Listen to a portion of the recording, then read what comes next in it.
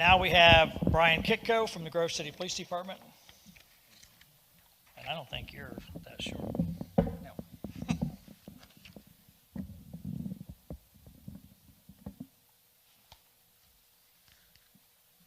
Excuse me. All right. Good evening, everybody. My name is Officer Kitko, Brian Kitko. I am a Grove City Police Officer. I've been with the Police Department for about 15 and a half years now. I'm on multiple different collateral duties. More prominent was the K-9 unit. K-9 unit I did for about 6 years. I'm also a retired U.S. Marine, and I'm also on the board for Star Talk in Grove City. Next slide. One of the things that I want to talk about is the vision of the Grove City Police Department. And the vision is to offer the highest quality of life achievable. Drugs and addiction detract from that. So this actually is a contradiction to what we're trying to do. So that's the reason, one of the biggest reasons that we want to provide this information to you in the first place. Our mission is to serve and protect all by providing professional law enforcement services in partnership with the community, and that's all of you. We can't do this job as well as we do without you, without your information. So we need you in order to complete our mission. Our values, how we actually go about doing our job, we use integrity, teamwork, respect, duty, and excellence. That's what we use each and every time in order to complete our mission and ultimately reach our vision. Next slide. Now I'm going to break this down. I'm going to give you some national statistics, then I'm going to break it down to Ohio statistics, and then I'm going to break it down into Grove City. So national statistics, from 2016 to 2020, drug use among eighth graders increased 61%. So that's a pretty shocking number. By 12th grade, 62% of teens have abused alcohol. 1 in 8 kids have abused drugs in the past year, 12 to 18. Okay? And 86% of teens know somebody right now who smokes, vapes, drugs, or drinks or uses drugs in school each and every day. Let that sink in. 86% of our kids know someone that's actually using right now. So I'm going to break it down a little bit further into Ohio statistics. 8% of the 12 to 17-year-olds report using drugs within the past month. 12% using marijuana. 0.34% using cocaine. This is a little bit more heavier. 22% using methamphetamine. 0.06 using heroin. 2.5 abusing pain relievers, 9.7% using alcohol, and 3.5% of the 12 to 17-year-olds meet the criteria for illicit drug disorder. Next slide. Some additional statistics. 16% of the teens report to have rode in a car with someone who had been drinking. 6% of those teens actually drove a car after they had drank. In 2020, 12.2% of the 12th graders reported to having vaped THC within the past month. And this is becoming more of an epidemic. So THC in vapes. So 11.3% of 10th graders report using vaped THC, and 4.2% of 8th graders. So, I mean, we're getting down into elementary school and middle school.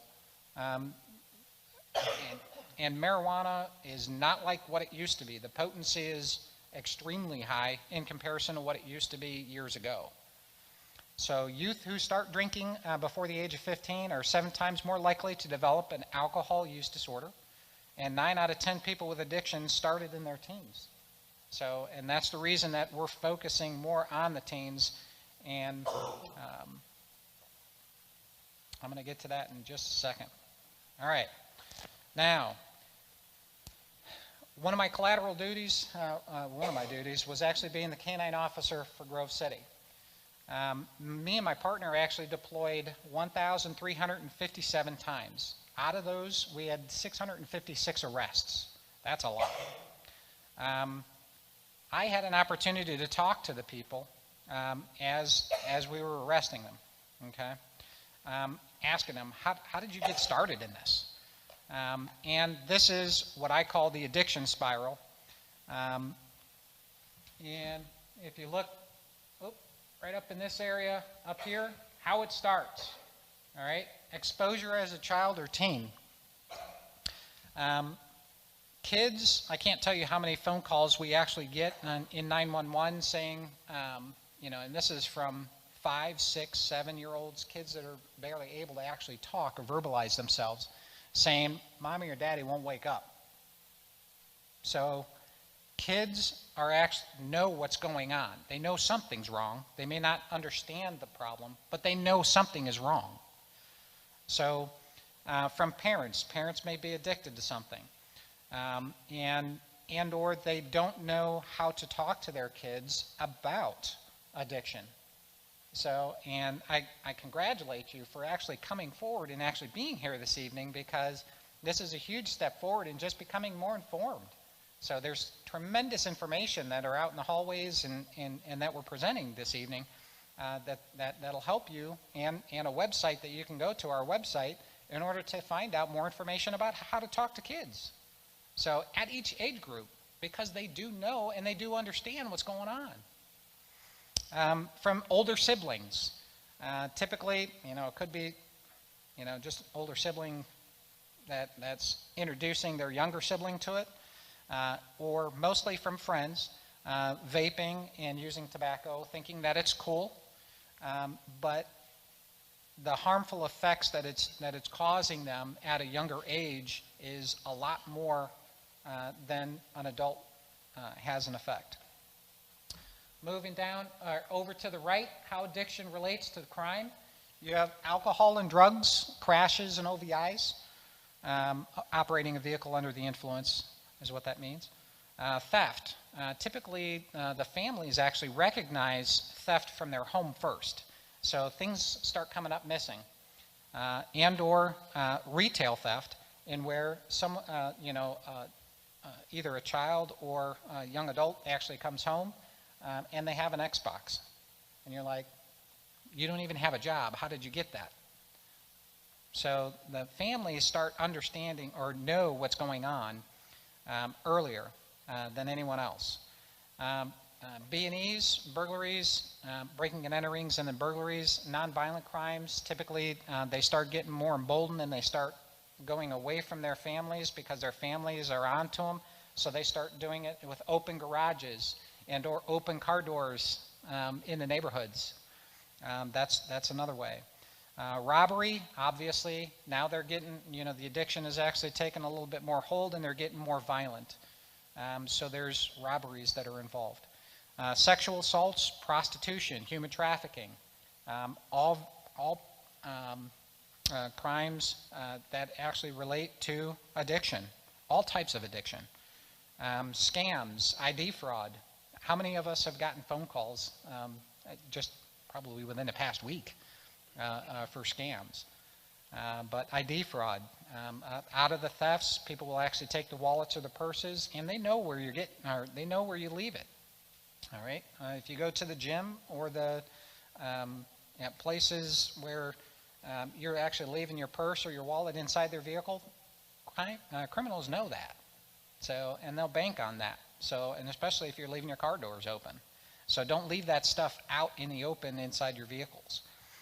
Going down, family intervention is typically what happens first. Families are actually going to stop and question those people. Hey, wait a second, where did that come from? Or I've noticed a significant change in behavior in you. And, they start questioning them. So then they start drawing back. So, and they start moving away, going over to their friends. Well, guess what? Their friends don't know, that much information about addiction either. So they're going to the wrong places in order to get informed. Moving over into law enforcement, this is where we come in.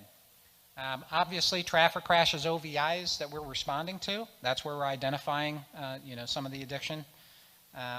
Catching thieves, burglars, robbers. Grove City has a very incredible network for catching thieves. So scams of all types, overdoses. We respond to overdoses a lot, and I'm going to get into that when we start getting into the Grove City statistics.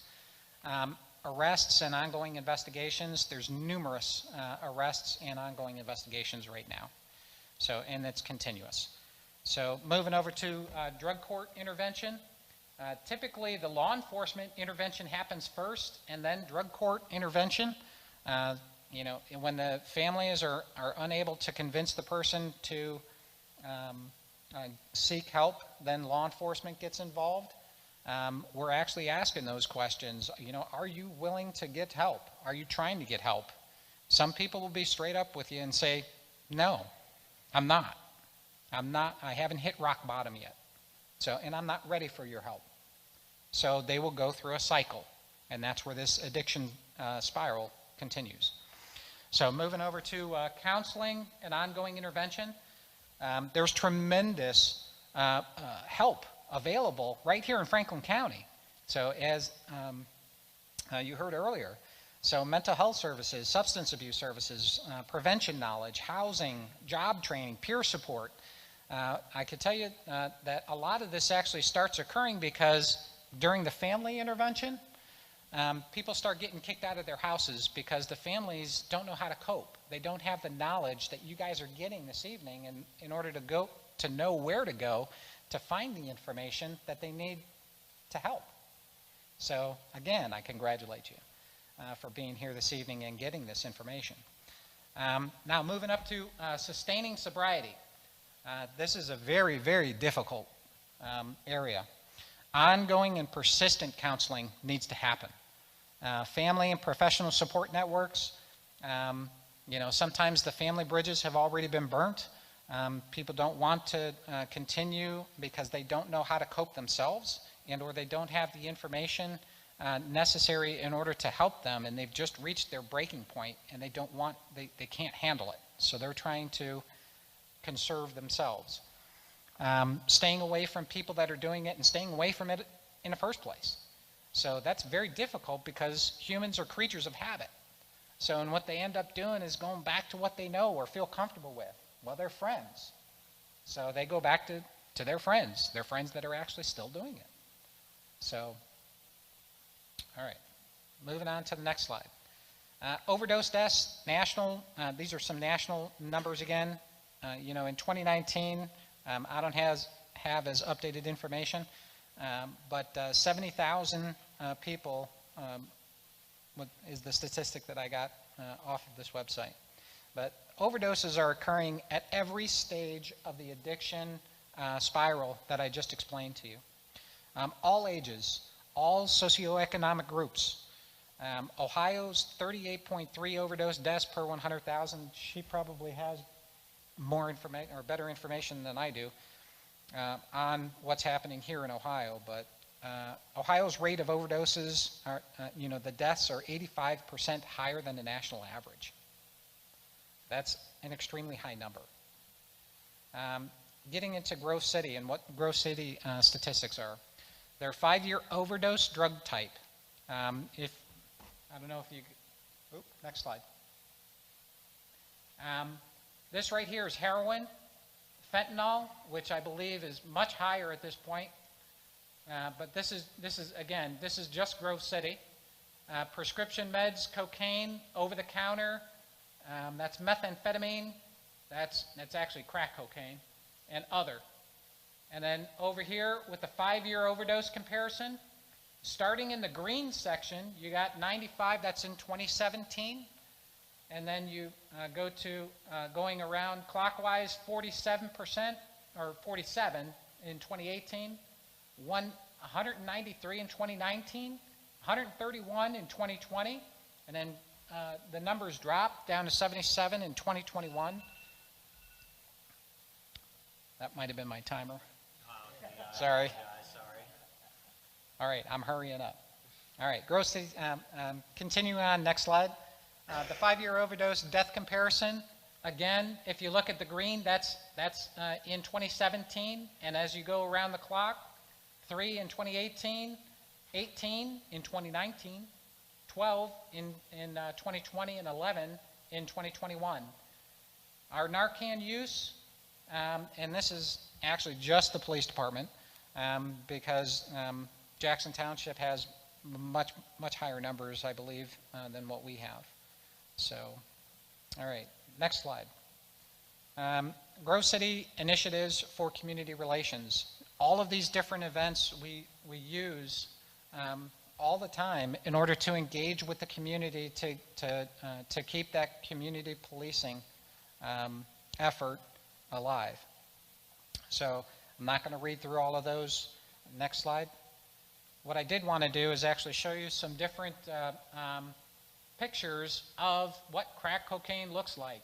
You know, everybody actually knows from the movies, oh, it's white and it's, you know, you chop it up and then you snort it. So there's many different ways that it actually comes.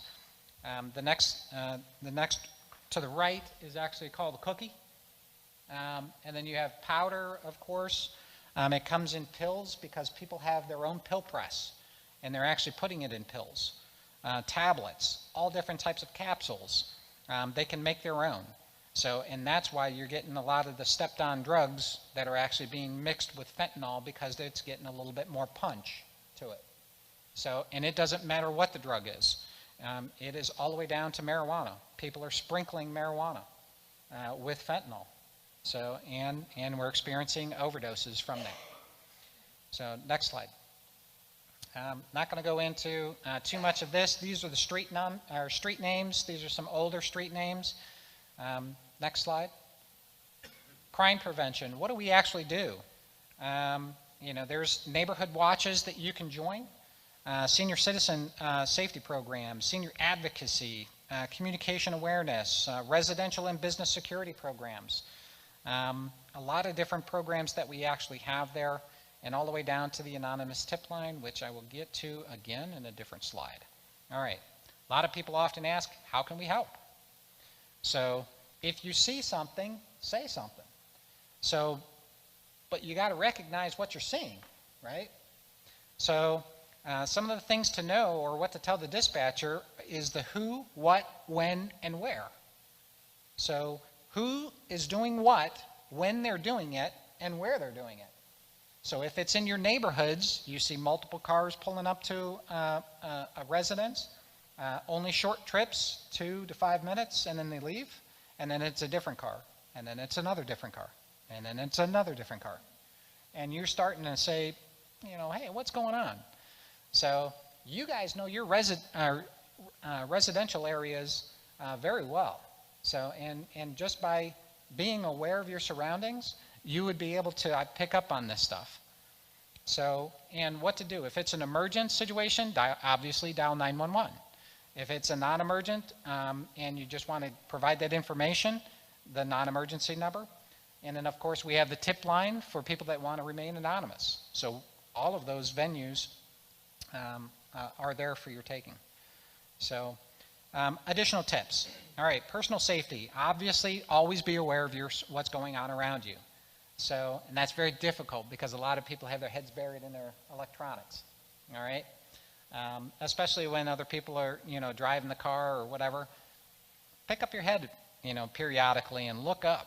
So when you're getting up and, you know, we're coming into the shopping season, you know, when you're walking through the parking lots, don't have your head buried into your electronics. Look up and see who's moving the cars around you so that you don't get hit.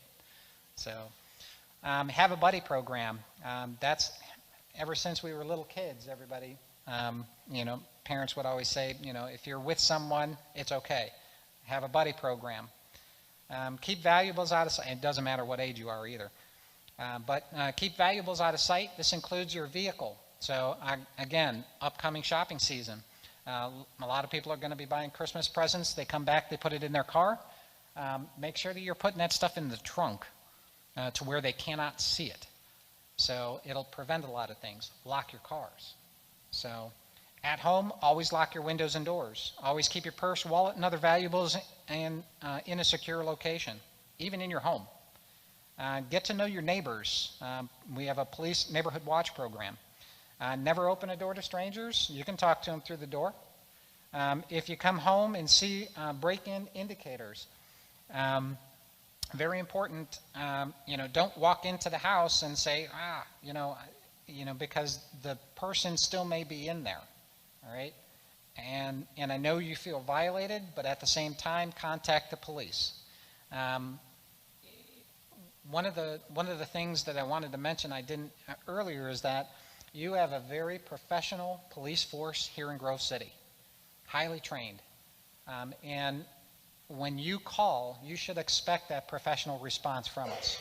So whether that's driving, and sometimes we drive fast to locations, sometimes we cannot put on our lights because the call doesn't recall, or the call doesn't call for us to do that. So sometimes we get complaints, hey, this officer was driving fast and then turned his lights on and went through a red light and then shut his lights back off. He just wanted to get somewhere fast. There's probably a reason for that. So certain calls we cannot run with our lights and sirens on. So, and there's a reason for that, because we might be putting other people in danger. So, but yet we'll do stuff like that. So again, that knowledge, helps people understand and reduces frustration. But at work, lock your office space when you leave. Keep your purse, wallet, and other valuables in a secure location. Lock it up in a desk or wherever, wherever it is, lock it up.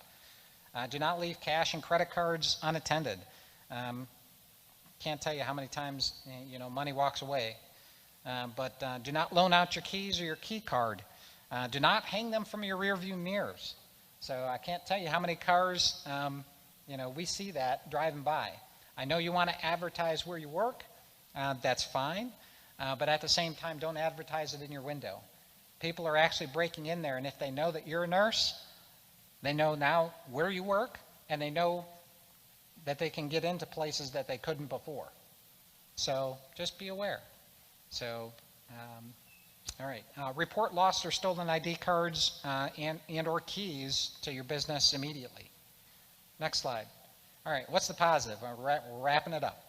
All right, the positive. Teens who consistently learn about the risks of alcohol and drugs from parents are up to 50% less likely to use drugs than kids who don't.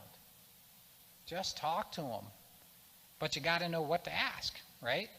Go to the Start Talking website, and you can find out at each age group. And at every age group needs to be talked to about this. So don't think the preschool age kids don't know what's going on. They do. Preschool. So, I mean, it's here. It's in our faces. The more knowledge that we have and the better that we can communicate that, the better off we are all going to be, and reduce the amount of overdose deaths that we're experiencing. So, Grove City, not in denial. We've started talking. So that's like I said, again, congratulate you for being here this evening, gaining more knowledge. And then again, if you have any questions, please write them down. We'll get to them in just a little bit. All right. That should lead us to our next speaker. Thank you for your attention.